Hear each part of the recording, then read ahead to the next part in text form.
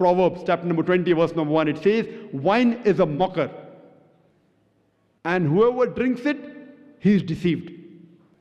Further, it's mentioned in the book of Ephesians, chapter number 5, verse number 18, that be not drunk with wine. Besides alcohol, Surah Ma'idah, chapter 5, verse number 90 also speaks about gambling and fortune telling. Gambling is prohibited in Hindu scriptures. It's further mentioned in Rig Veda, book number 10, hymn number 34, mantra number 3 to 13. It's against gambling.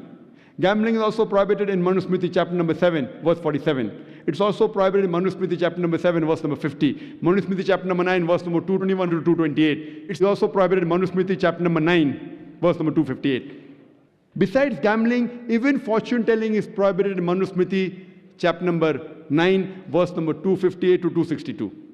Similarly, if you read the Bible, gambling and fortune telling is also prohibited in the book of Isaiah, chapter number 65, verse number 11 to 12. Further, mentioning about other similarities, the Quran mentions in no less than 4 different places. In Surah Baqarah, chapter number 2, verse number 173. In Surah Ma'idah, chapter 5, verse number 3. In Surah An'am, chapter number 6, verse 145. And Surah Nahl, chapter number 16, verse number 115. Hurrimat alaykumul maytutu waddamu walahmul khinzir.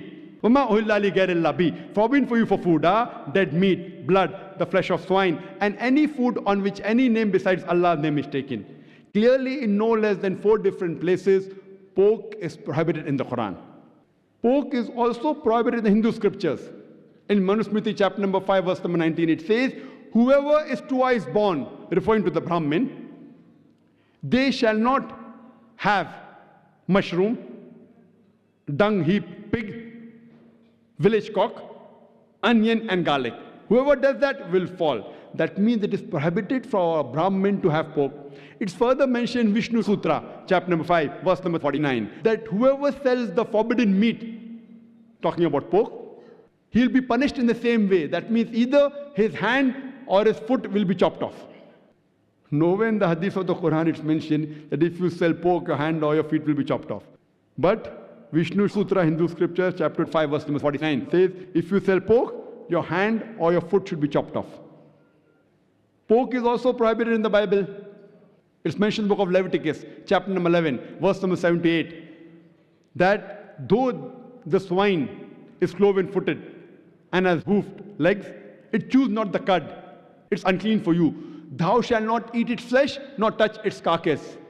The swine is unclean for you. The same message is repeated in the book of Deuteronomy, chapter number 14, verse number 8. Thou shalt not have the flesh of swine. It's unclean for you. Not thou shalt touch its carcass.